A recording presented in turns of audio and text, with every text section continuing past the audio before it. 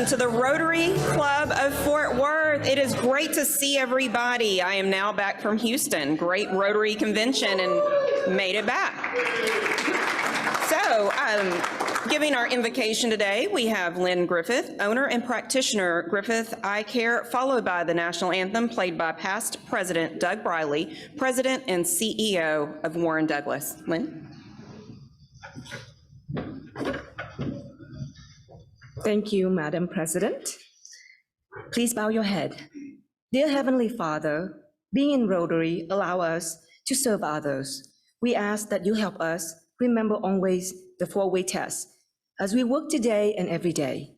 Help us to serve humbly and willingly, and as we focus on the needs of our community, thank you for our gifts and help us to use them wisely. Amen.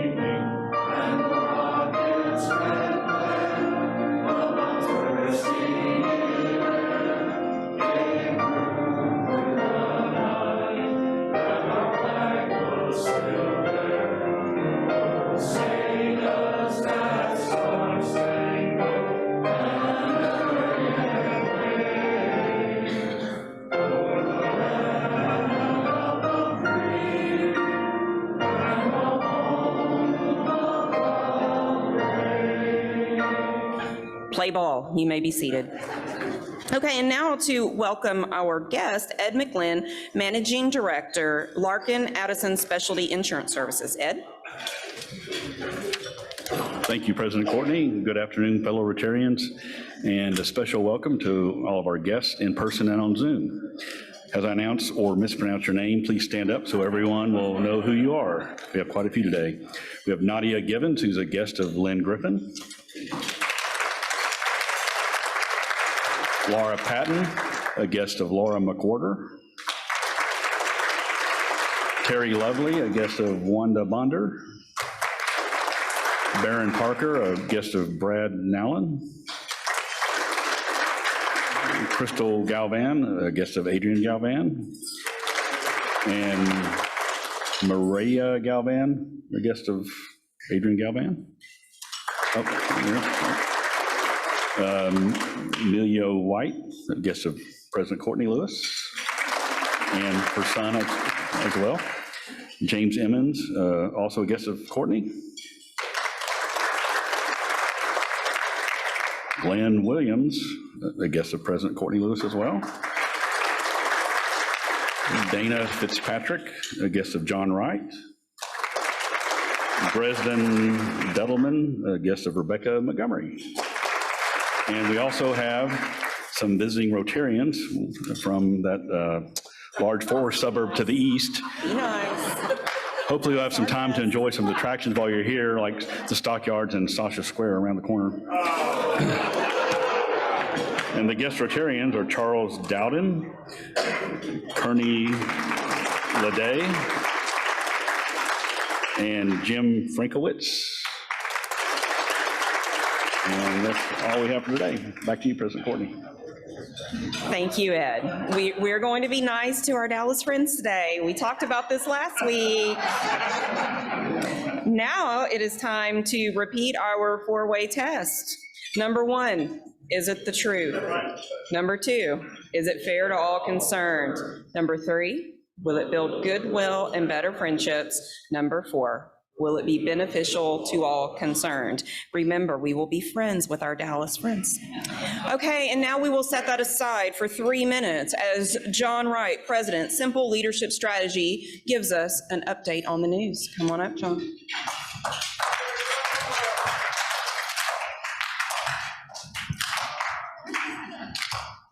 Let me tell you how welcome I feel. It has been over a year since I've been invited to do a newscast, and that's when I booked the newscasters. I invited myself. And I got this call on Tuesday morning, and Kathy was on the phone, and she said, I need a newscaster. And I said, oh man, important girl, this is like 3 weeks in a row you had a cancellation.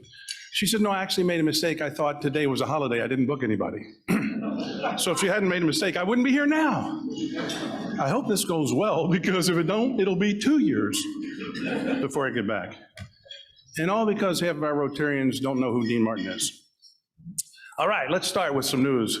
173rd birthday for the city of Fort Worth. Let's hear it. In the words of Ammon Carter, if Fort Worth is where the West begins, is Dallas where the East peters out. Now, I got Dale's permission, and Carlos said that's okay. Brandon's not too proud of me right now. Okay. In local news, in Dallas, in some neighborhoods, some coyotes were spotted in people's backyards. They responded very quickly. They put up a bunch of warning signs in those neighborhoods. Coyotes can't read. And in Tarrant County, there has been not one case of monkeypox. But unfortunately, the city zoo has reported that one of their chimps has tested positive for peoplepox. I thought that was pretty good. That came from Kathy. I thought that was pretty good. Don't listen to him. In Washington, one of our very own Texans, Matthew McConaughey, went up to Washington and spoke to some congressmen and the president on the serious issue of gun legislation and mental health. We think the meeting went okay, because afterwards someone heard President Biden say, all right, all right, all right. In business, Mercedes-Benz has recalled over 1 million cars around the world due to faulty brakes. The spokesperson said, we got to put a stop to this. In travel, airfare is going to be more expensive this summer. They say primarily because there's not enough pilots. And the union says one of the reasons for that is because Congress has required that pilots retire at age 65.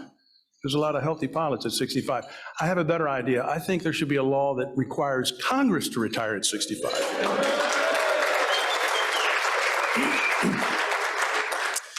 In health, Gallup has reported that the male life expectancy in the United States has dropped a little bit to 78 years, but in Canada, it's inched up to 81. So when I turn 78, I'm moving to Canada. And finally, in entertainment news, today, June 5th, marks the 100th birthday of Judy Garland. She starred in what is to this day my very favorite movie of all time. All my kids and grandkids know this, The Wizard of Oz, and I want to share with you one of my favorite lines from that movie. Shortly after she follows the yellow brick road and she runs into the scarecrow and he says, you could go this way or that way. And she says, sounds like you can't make up your mind. And he said, I can make up my mind. I haven't got a brain. And she says, how can you talk if you don't have a brain? And he says, some folks without brains do an awful lot of talking.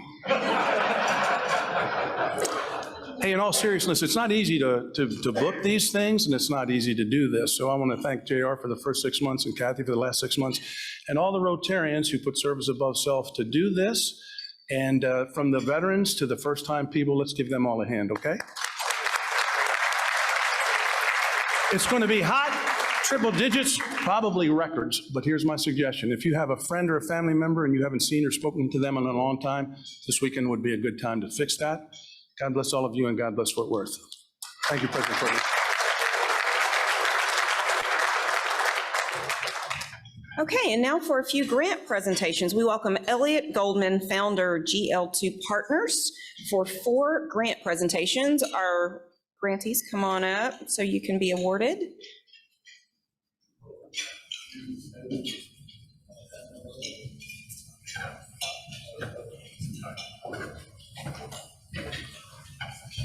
Thank you, President Courtney. I'm always excited to see how many people come out for my grant presentations. It's fantastic.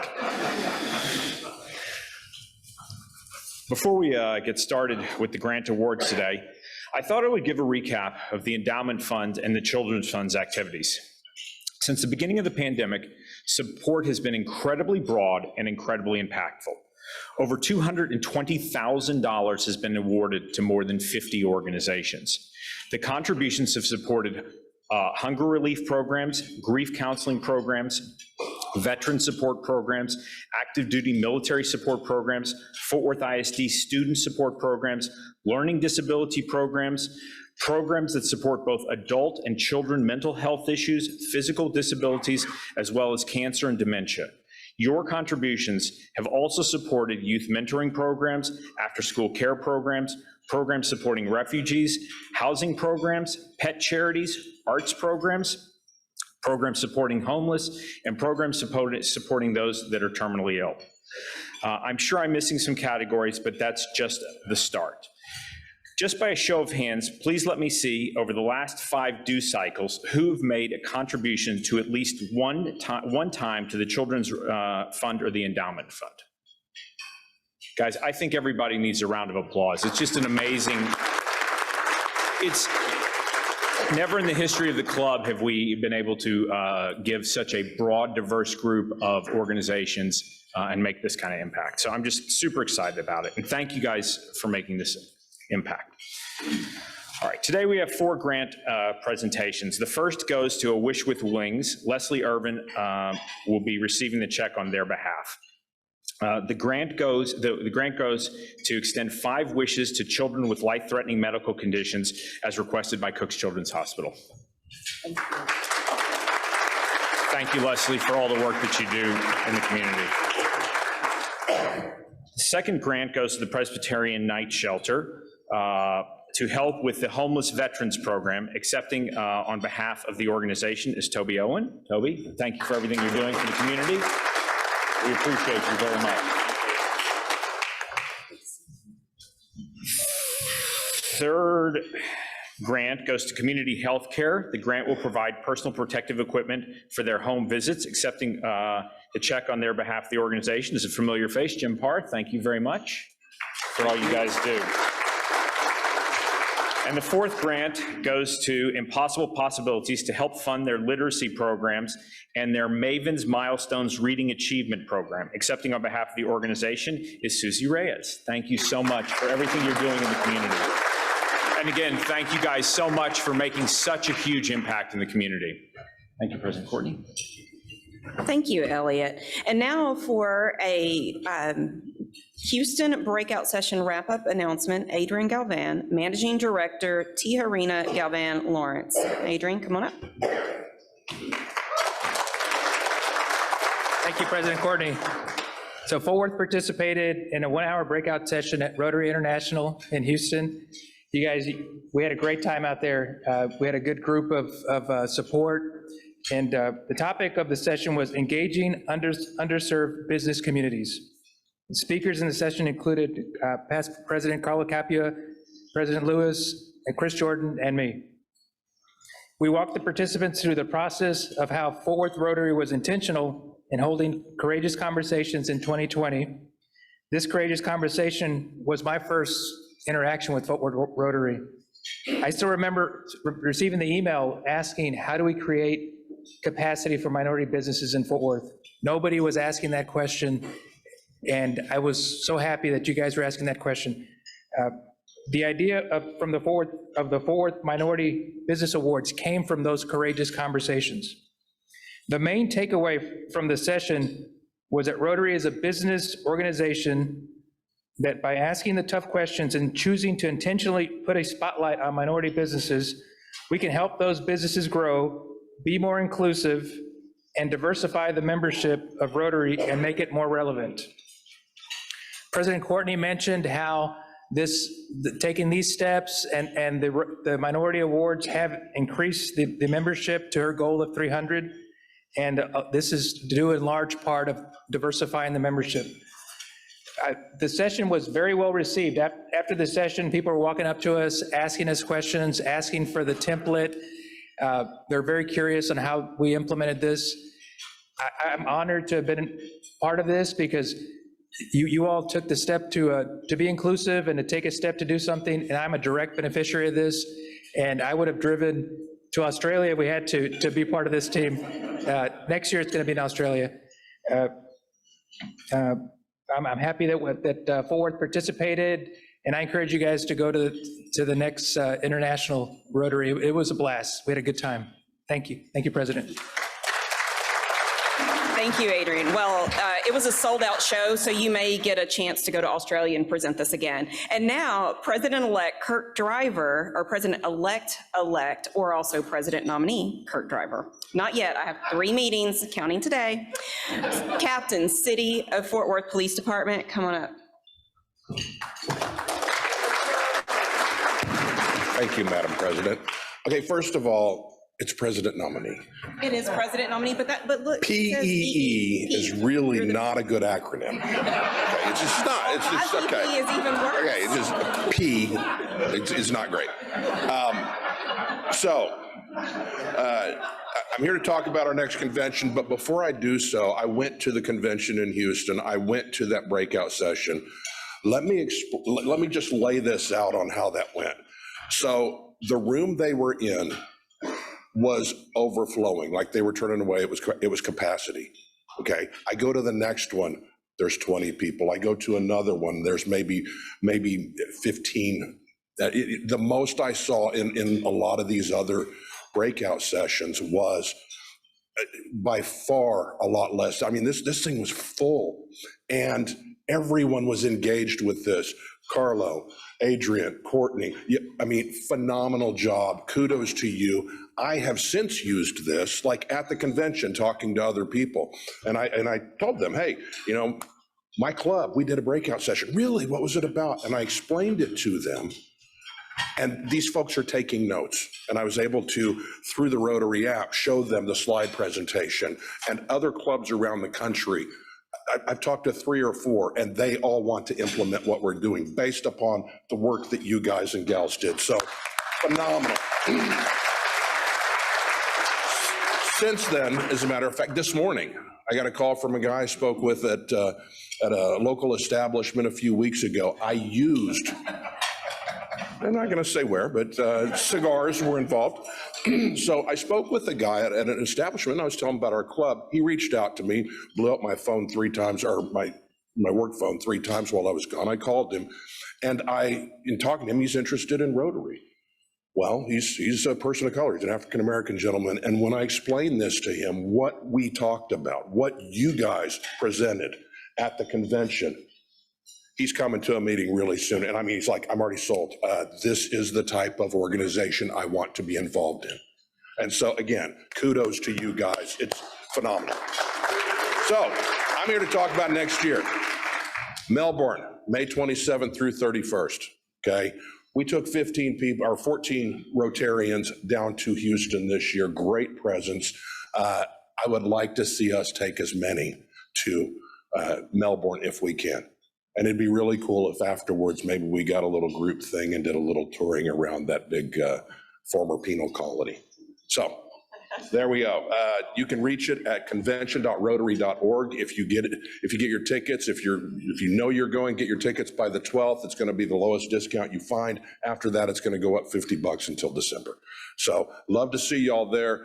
It is well worth the experience to any and all Rotarians. Thank you.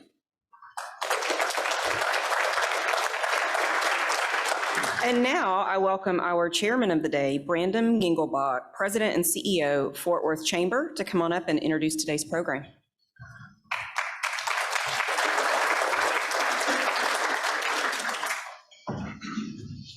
All right, hello, hello. Hello. We have an amazing treat today. Dale Petrosky is in the house.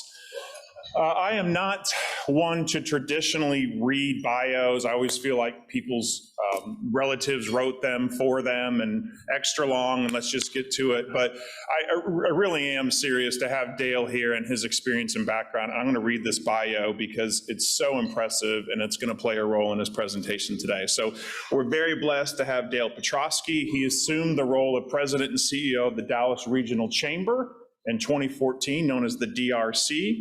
He works with the board, staff, and more than 700 member companies to increase economic prosperity and enhance quality of life for all throughout the region. The DRC focuses on economic development initiatives, improving education at all levels, and setting public policy designed to maintain a pro-business, pro-growth climate in North Texas. Mr. Petrosky brings to the DRC a strong background in public policy, strategic communications, nonprofit management, having held leadership positions in all three sectors, public, private, and nonprofit, for more than 35 years. Dale graduated from Michigan State University, as his wife did. He worked in 18 years in Washington, D.C., where he served as Chief of Staff to Congressman Bill Goodling from Pennsylvania. He was also the Assistant White House Press Secretary to President Ronald Reagan and Assistant Secretary for Public Affairs at the U.S. Department of Transportation under then Secretary Elizabeth Dole. At the White House, Dale served as a spokesman for President Reagan and led the staff responsible for the preparation of every official White House document released to the media. In addition, he traveled extensively and accompanied the president to his historic first meeting with Soviet General Secretary Mikhail Gorbachev in Geneva, Switzerland in November 1985, and in Reykjavik, Iceland in October 1986. He also accompanied the President and Mrs. Reagan to Camp David on 10 different weekends. How many people do you know did that? From 1988 to 1999, Dale served as senior executive at the National Geographic Society, the world's largest educational membership organization. He was named the first ever vice president of public affairs in 1988 and was promoted to senior vice president of mission programs in 1996. In that role, he was the senior executive responsible for the committee that funded scientific research and exploration projects for well-known scientists and explorers such as Jane Goodall, Bob Ballard, and Sylvia Earle. He also oversaw a 50-state geography education program, which still includes the National Geography Bee, which is actually happening, I believe, next weekend, because we have a friend here in Fort Worth that's going to participate. The Bee was hosted by, for a number of years, Alex Trebek. From 1999 to 2008, Dale was the president of the National Baseball Hall of Fame and Museum in Cooperstown, New York, where he was the primary link to all living Hall of Famers and their families and led the day-to-day operations of one of the nation's best-known and respected museums, a premier symbol of American achievement.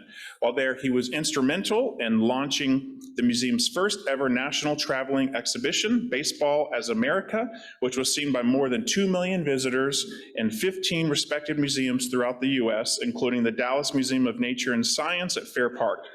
The first induction ceremony Mr. Petrosky oversaw in 1999 welcomed George Brett, Nolan Ryan, Robin Hunt, and Orlando Cepeda to the Hall of Fame in front of a crowd of 50,000, the largest to that point.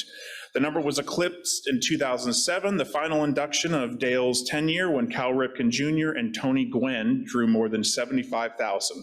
Membership grew from 4,000 to 32,000 during his tenure, and he also helped create the Hall of Fame's Development Office, which now provides an important source of revenue.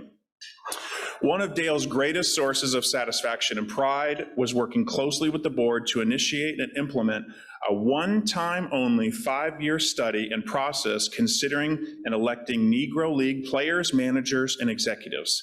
That process resulted in the election of 17 Negro Leaguers in 2006, nearly doubling the number in the Hall of Fame. Y'all see where I'm reading this. It's just extraordinary. So enough of me.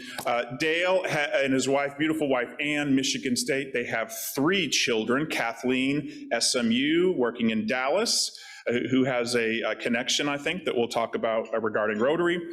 Frank, who went to Tufts and lives in London now.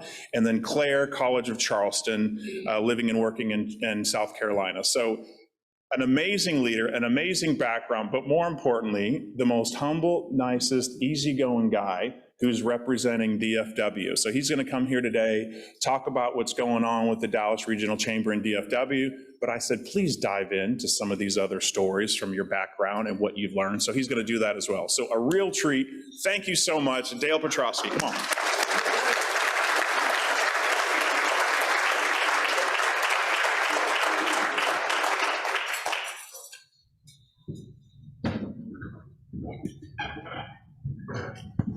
Brandon is amazing. He is the most wonderful guy. Everybody loves Brandon. When we're at a meeting of the Metro 8, that's the 8 largest chambers in Texas, and the CEOs are sitting around the table. Everybody looks to Brandon because he's the fun guy at the table. He always keeps it lively. But thank you for the very kind introduction, Brandon. Wonderful to be here. This is one of the really good guys in this area. I love working with him. I love working with his team. My team loves working with his team. We do a lot together. We go to Washington together to advocate with our legislators for the things that we need to make it a strong business climate. We go to Austin together. We do a joint board meeting together, the Fort Worth Chamber and the Dallas Regional Chamber every year. We just did it at DFW Airport with Sean Donahue as the speaker. So we're doing things all the time together. And as the leaders of the 2 largest chambers in this area, I think we consider ourselves very lucky guys, right? So Brandon was sharing with me earlier that he has a great debt to Rotary for sending him to England at a very important point in his life where he could grow and develop into the kind of leader that he is today. We have a similar story in our family. Our daughter Kathleen, who Candace knows, where's Candace? Candace was in Cooperstown when we were in Cooperstown. So Kathleen went to Cooperstown High School, and she was chosen for a Rotary scholarship to go to Brazil the year after high school. So she spent a year in Recife, Brazil.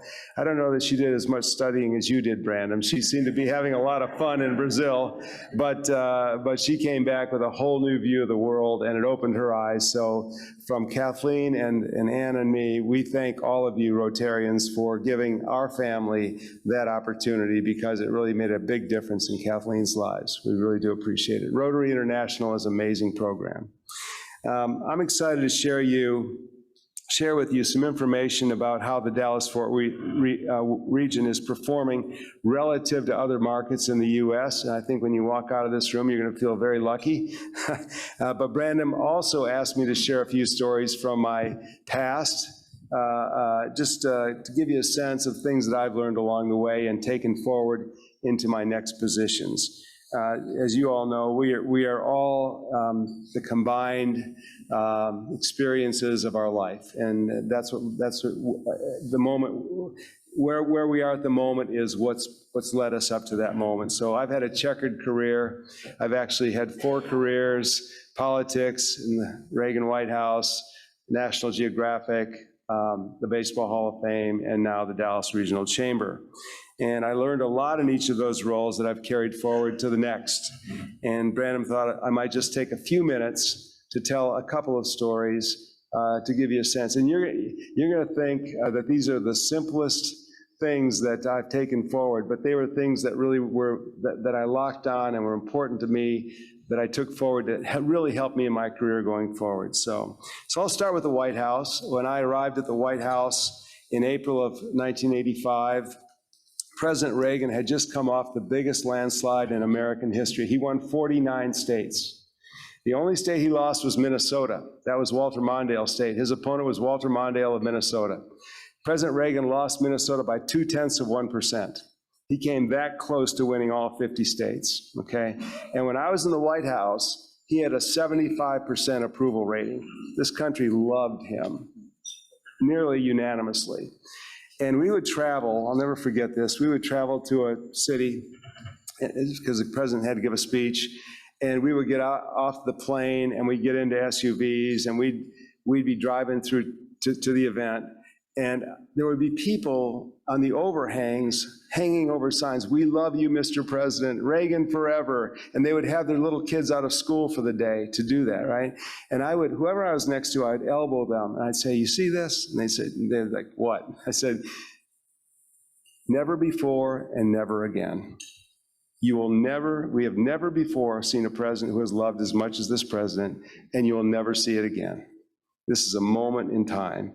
So that's the context in which I was in the White House. It was a really wonderful time when the country was united in their love for Ronald Reagan. And it was also a time, in the middle of the Cold War, in which the United States and Soviet Union were enemies. And there were a lot of, there were missiles pointing at each other. A lot of you will remember this. And a US president and a Soviet leader had not met for 30 years. That's how cold the war was, okay? And so I was, as Brandon mentioned, I was at the first two summits of the president and Mr. Gorbachev. First one was in Geneva in '85, the second in Iceland in '86. And my role in the White House was I was assistant press secretary to President Reagan, so I was an official spokesman for the president. I was authorized to speak to the press on behalf of the president. Believe me, there's not one word I ever said to the press that was not authorized by people much higher up than I was. You just don't go off and talk to the press about what the president believes. Everything was checked and double-checked and signed off on. So there's a lot of process that goes into all that. But my office put out all the announcements of transcripts of the briefings, appointments and so forth, statements of the president. I was in the West Wing, and my office was 50 feet from the Oval Office, probably from here to that wall. And so I saw the president every day. I was not having one-on-one meetings with the president every day because I was not senior enough to do that. But I really, as Brandon mentioned, Ann and I got to know the president, Mrs. Reagan, very well at Camp David, and I was invited to staff him there for 10 different weekends. And that's when just a very small group of us got to go and be with the Reagans. I learned so much in my time there about protocol, about professionalism, working in a very fast-paced environment. I feel like I got a PhD in politics during my time there. But here's one specific thing that I took away from my time in the White House.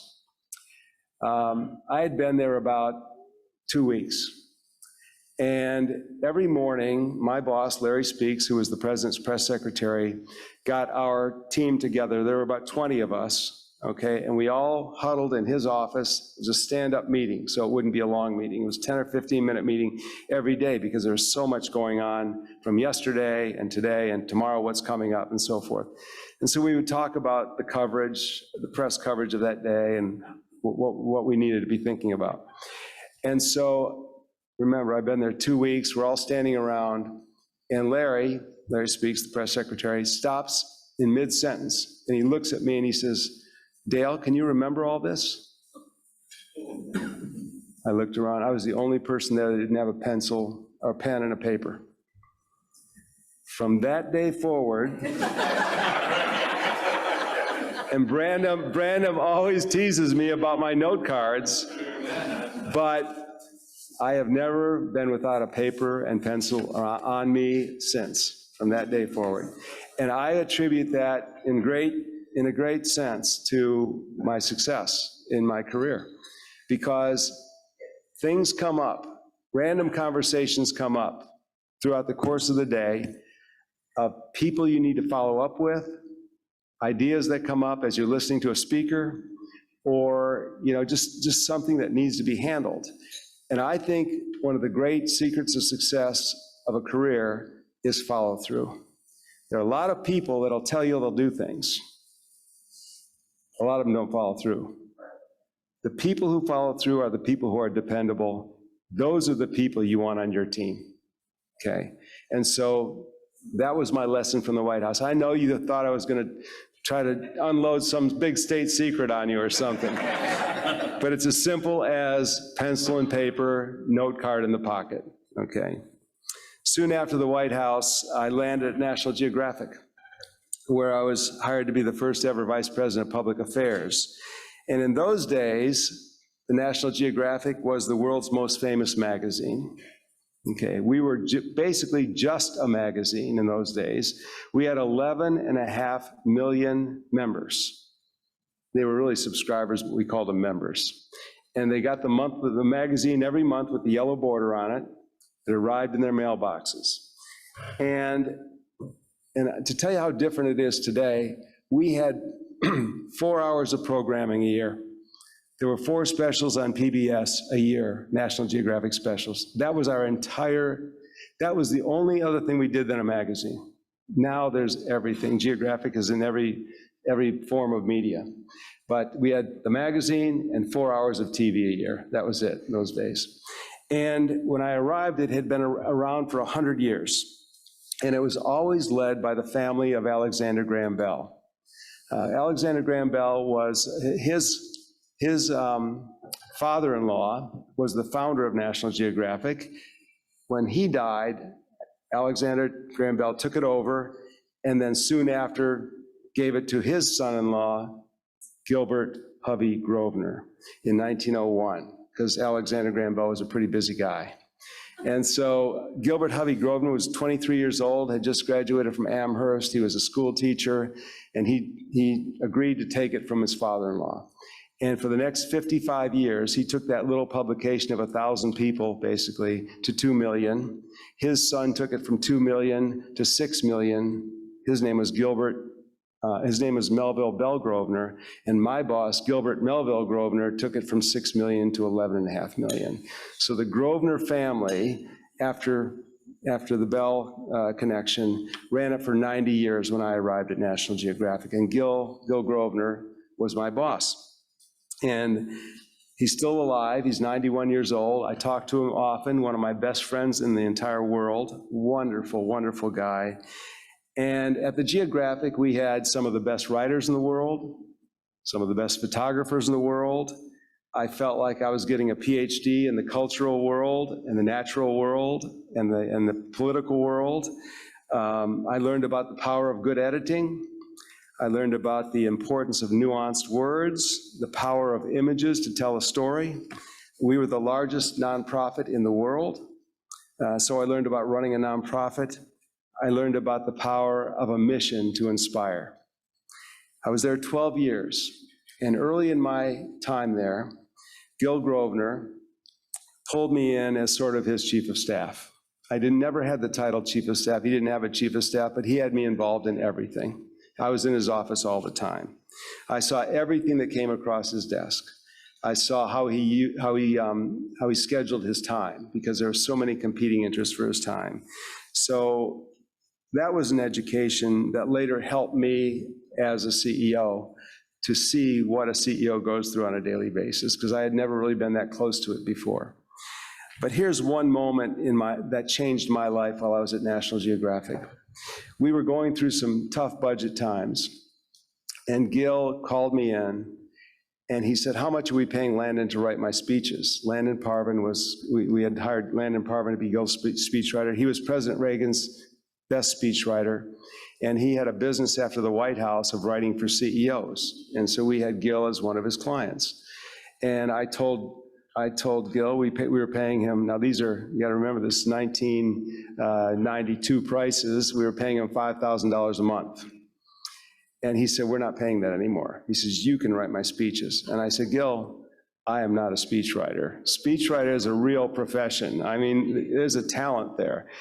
And he said, I think you can do this. And I said, Gil, I can't do it. I said, I've got a staff to run. I've got 8 people to deal with every day. The news is breaking. We're dealing with that. He says, I think you can do it, and I think you will do it. and so I lost the argument. So I went back to my staff, and I told them that Gil wants me to write his speeches from now on, no more Landon. And on the days that I'm writing, I'll check in, I'll tell you I'm here, I'll put a note on my door saying, I'm here, if you need to come on in, but I'm barricaded, I'm trying to knock out a speech. And so I did that. And then I would travel with Gil, I traveled with him everywhere, and I would sit in the back of the audience and watch the reaction to the speech. And lines that I thought were funny didn't get any laughs, or lines that I thought weren't very special got a reaction. And I began to develop an ear for speech writing. And by the way, prior to all this, I never gave a speech in my life. I was deathly afraid of speech making. And so by sitting in the back of the audience and being able to write speeches, I could develop, sort of a way to do it. And then I was promoted at the Geographic to a senior vice president level and was required to speak. And for the first time, I had the confidence to speak. And I would say that moment when Gil made me write his speeches, is the moment that my career sort of took off, because I could speak as a senior vice president, then I could go to the Hall of Fame and be a leader of an organization. I could come to the DRC and be a leader of an organization, because if you can't communicate very well, you can't lead very well. And so that's a really important component, I think, of leadership. So I had risen to the top 5 at National Geographic. I was the youngest of the top 5. I really thought I had a shot at being president of National Geographic someday. And we were very happy there. I was happy there. Ann was happy there. We had 3 small children. We lived on a little horse farm in Northern Virginia, and life was really good. And then one day I got a call. And my buddy said, Dale, there's a job you need to have. And I said, David, I already got the job I need to have. He said, no, I mean it. President of the Baseball Hall of Fame. I said, really? He knew that I love baseball more than life itself. You know, I was a crazy, in Washington, I was known as the baseball guy. My brother and I, we're from Michigan. We founded a group in Washington of people on the Hill, Democrats and Republicans, a Friday morning breakfast group to talk about the Detroit Tigers, our team, and it was called the Mayo Smith Society. Mayo Smith was the last manager of the Tigers to win a championship in 1968. Very few people knew that name, so it was a little bit of a secret code word as to whether you were a true fan. And the Wall Street Journal did a story on us. And so when the Wall Street Journal did a story on us, all of a sudden people in Washington took notice, and they knew us as the baseball guys. And people knew that if they really wanted to get me going, let's talk baseball. Or my offices were decorated with baseball stuff through the years. I played on 2 national championship teams growing up, and a couple of my teammates made the major leagues, so I was a baseball guy. First and foremost, I was a baseball guy. So when David called, he got my attention. And so I threw my hat in the ring, and they chose me. And so we moved to Cooperstown. All these little ones, we moved up to Cooperstown. I think Kathleen, Candace at that time was in 7th grade, and Frank was in 5th, and Claire was in 4th. So they were just entering those key years. And so my first week on the job, as Brandon mentioned, was the largest induction in history. It was Nolan's induction, and it was also George Brett, Robin Yount, and Orlando Cepeda. And that weekend, they brought me in to start a few days before the induction so that I would meet everybody, because everybody was going to be in town. So I'm there, I'm meeting my boyhood idols, Willie Mays, Stan Musial, Hank Aaron, Al Kaline, Harmon Killebrew, Bob Gibson, Lou Brock, all these guys. And it was an out-of-body experience for me, really, to be honest with you. And here I am in Cooperstown, and now I'm running their Hall of Fame. I mean, it was a pretty heady time. And that weekend, Don Sutton, who's a great pitcher, many of you probably remember Don Sutton for the Dodgers and the Angels and the Brewers, he pulled me close and he said, "Kid, they've just handed you the keys to the Vatican." And he was right. That's the way I felt about it. And over the next 9 years, I got to know these Hall of Famers like brothers. I mean, I was in their homes all over the country. They were in my home. I knew every one of their family members. I went to their funerals. I spoke at their funerals, many of them. As for the day-to-day work, it was running a very loved and highly visible museum, nonprofit, again, another nonprofit. And it was a membership organization, which Brandon mentioned, we built from 4,000 members to 32,000 members. I worked closely with the board as the president for the first time in my life.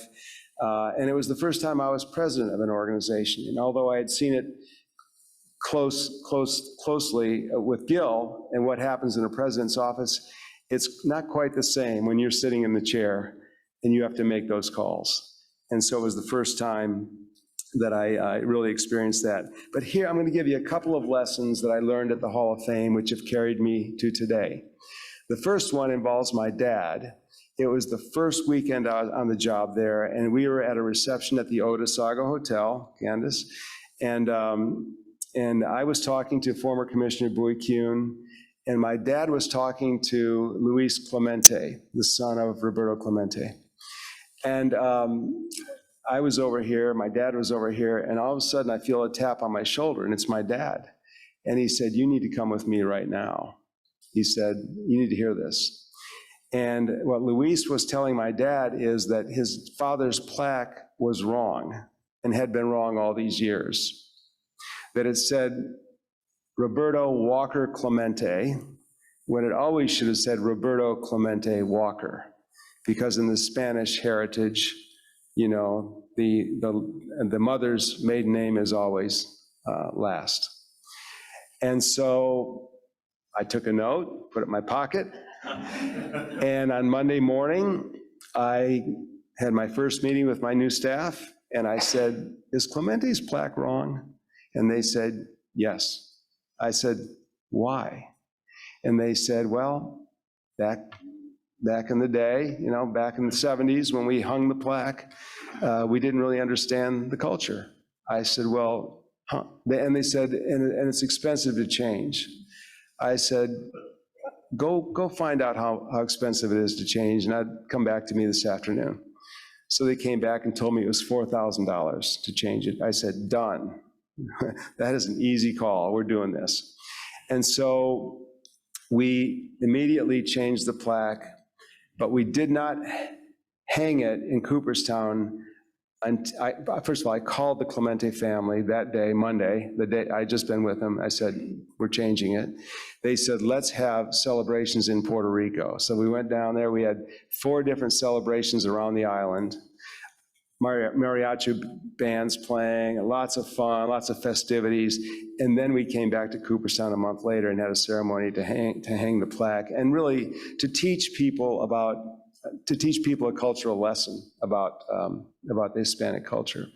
And it turned out to be a great thing. And the Clementes always credited my father for that change, because he's the first one in all those years who took time to listen to them and to make it happen. But I think that was a great lesson for me. The second lesson I learned, again, this is a little bit like the pencil and paper lesson, but it's a valuable lesson. I had been there about 2 weeks, and I get this, and this is before emails. So early emails, I should say. And I get this letter in my inbox, written, from a lady who lived about 2 blocks over. And it was not a very nice letter. And she was angry that our air conditioning unit was keeping her up at night because it was whirring through the night. So I asked my assistant to get her phone number. And I called her right then. I said, "Mrs. Jones, I see your letter. I'd love to come over and talk with you about that. Can we set up a time?" "Yep, sure." So we set a time for the next week. And I brought my facilities guy with me, Evan Chase. And we went over to Mrs. Jones' house. She had invited all the neighbors in. And she had fresh baked banana bread and coffee and tea, and it was just like a wonderful little moment. And we talked a little bit, and I got to know some of the new neighbors and so forth.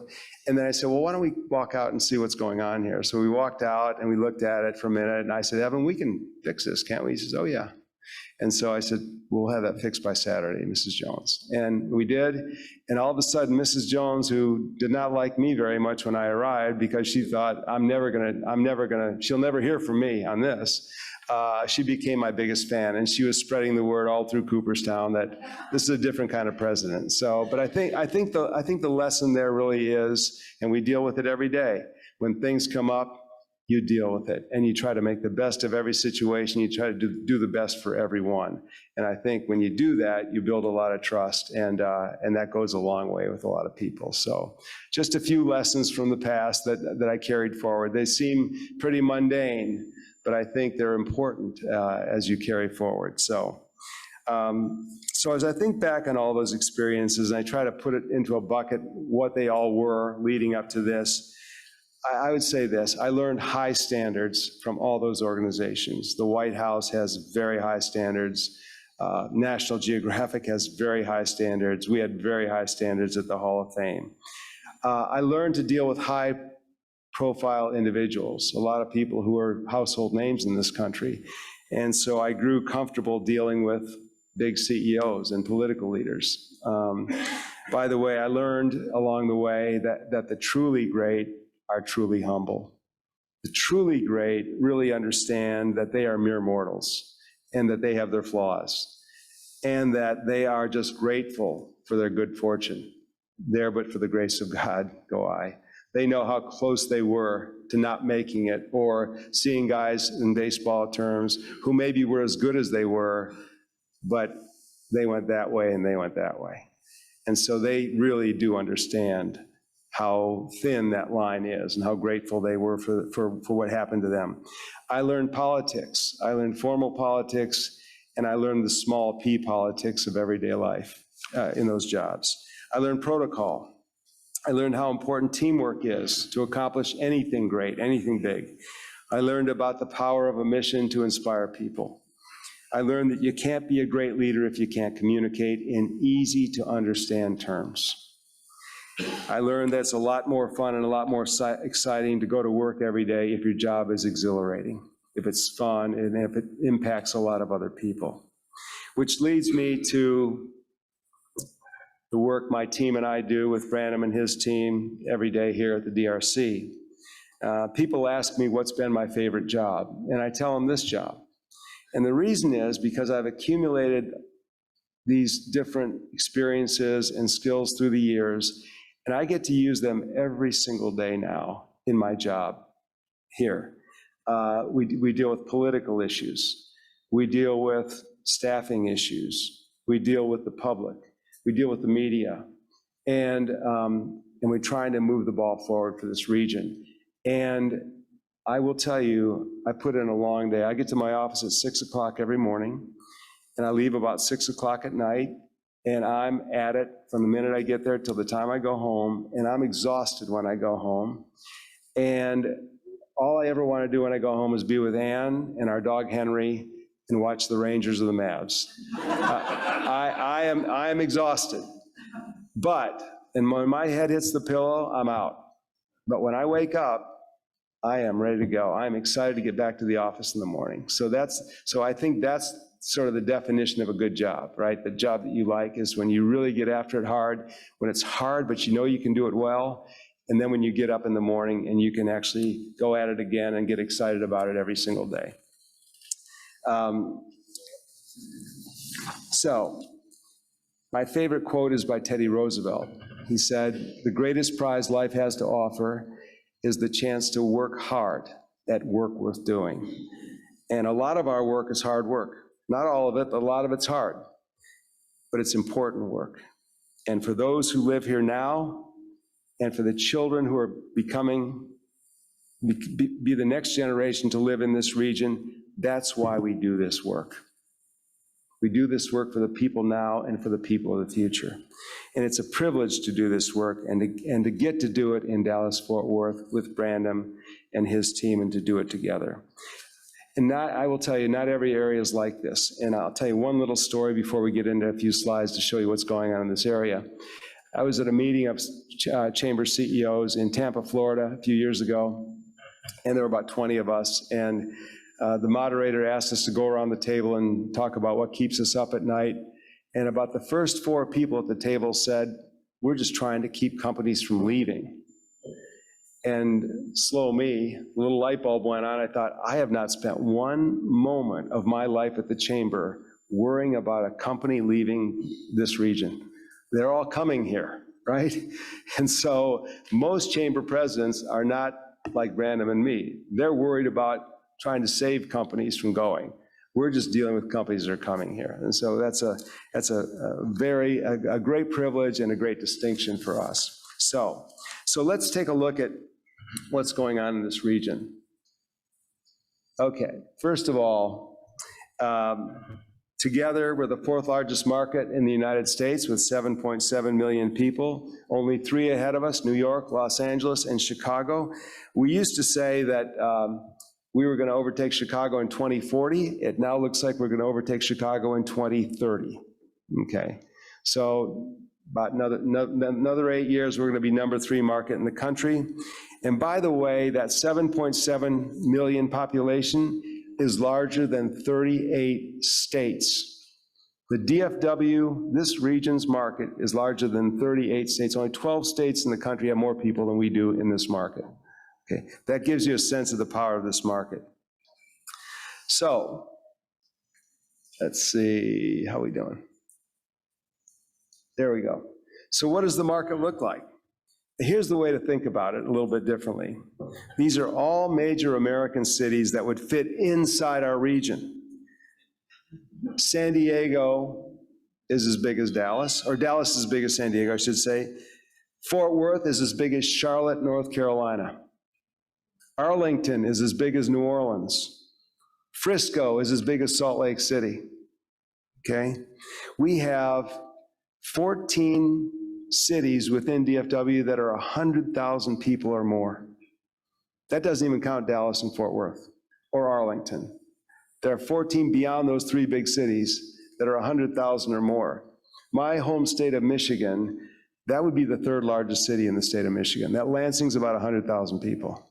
Okay, we have 14 of them that are not Dallas, Fort Worth, or Arlington. That's the size of this market. And now, what role does, let's see, I'm trying to, okay, great. So what's happened here recently?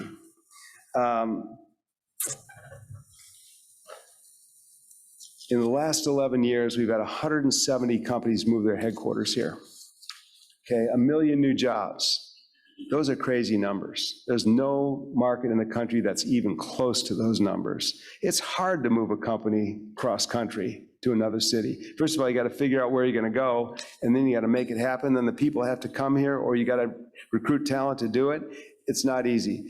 But this market is so attractive that 170 companies have done that in the last 11 years. Again, not even close. Number two is not even close. Okay.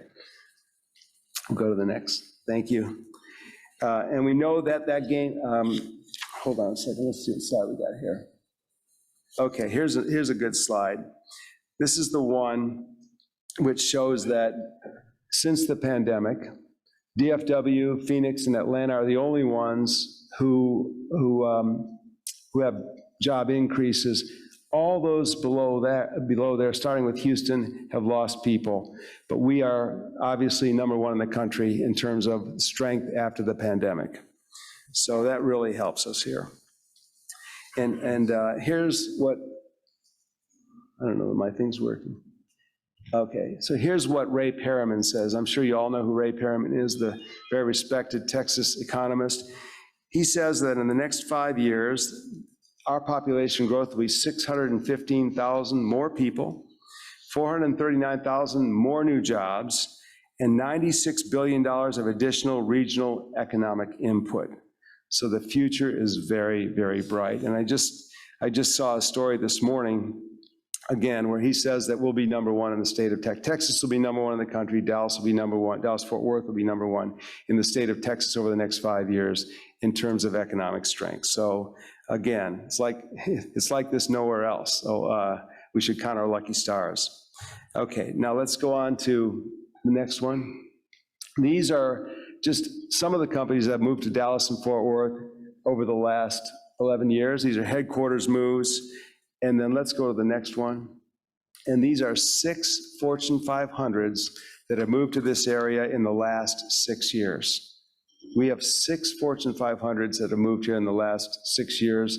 Again, crazy numbers. I mean, most major markets don't have 6 Fortune 500 companies. We have 24 and 44 Fortune 1000. So again, very, very strong. Let's go to the next. This shows the pipeline of people looking at DFW area for maybe coming here someday. And the bottom line is what it was pre-pandemic. The middle line is the next period, and the dark blue is where we are now. We've gone from about 30 companies looking at moving to Dallas-Fort Worth pre-pandemic to over 100 companies today. So there's a big jump because people want out of the West Coast, they want out of the East Coast, they want out of density, and there's plenty of land here, it can go forever, and it's a great quality of life here. So they're really looking at this area, okay? This is an interesting one. DFW has 26% of the state's population, but we have 31% of the tech jobs in the state, and 32% of the manufacturing jobs. We call this punching above our weight. So we are over indexed on those areas. Next. Here's what we do. These are our 4 pillars at the DRC. First is economic development, bringing more companies and jobs to town.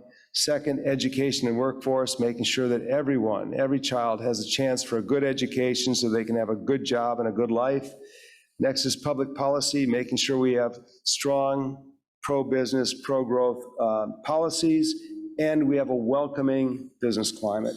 And then fourth, diversity, equity, and inclusion. We are really, in Dallas, we're really a tale of 2 cities. We have the 4th most number of Fortune 500 companies, but we are number 3 in childhood poverty in the country too. So I'll tell you a story. I was, a couple weeks ago, I was down in 75216, which is one of our zip codes. It's the poorest zip code in Dallas. The average household income is $16,000 a year. And 15 minutes later, I was in a Highland Park home at an event. You know, it was like surreal.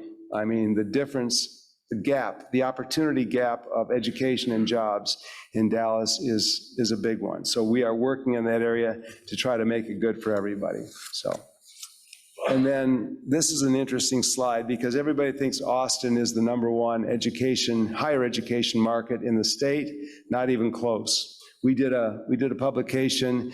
Dallas has the most students. We have the most graduates, the most schools in the state of Texas, and it's pretty darn exciting. And that leads to the talent pool, and that's why a lot of people are interested in coming here. Next, please. Trying to read that. Oh, this is tech workforce rankings, Brandon? Okay, so we are the 2nd fastest growing tech marketplace in the country in terms of workers, and we're 5th overall, but we're growing faster than everybody except Seattle. We're even growing faster than San Francisco. And so that's why tech is taking off here a little bit too. So next, please. And this is a challenge for us, you know, in our schools, especially in the Dallas area. 60% of our 3rd graders can't read at grade level, okay? And science is just as bad. I mean, 60% of our 8th graders can't do science at grade level, and that's what we work on every single day to make sure that all those kids have a chance for a good education, a good job, and a good life. And so we spend a lot of time in that area too. So again, I talked to you about #4 in Fortune 500 companies, #3 in childhood poverty. And we work on a program called Dallas Thrives because only 1 in 4 young Dallas area, Dallas County adults earns a living wage, $50,000 a year, 1 in 4. And so we're really trying to get people into tech jobs, which are higher paying, and healthcare jobs, which is where it goes. And so that's what this shows here. Okay, let's go to the next, please. Okay, I guess that's it. So anybody have any questions about any of that? Do we have time for questions, Brandon? We have no, okay, questions afterwards. Thank you for the opportunity. I'm sorry I was a little long-winded.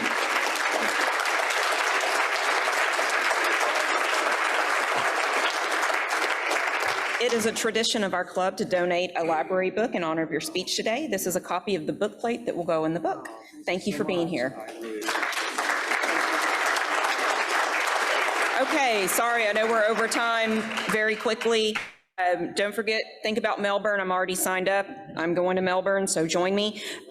Dues are going to be due. You'll be getting a due statement. You'll get a hard copy, snail mail, also electronic, so be watching for that.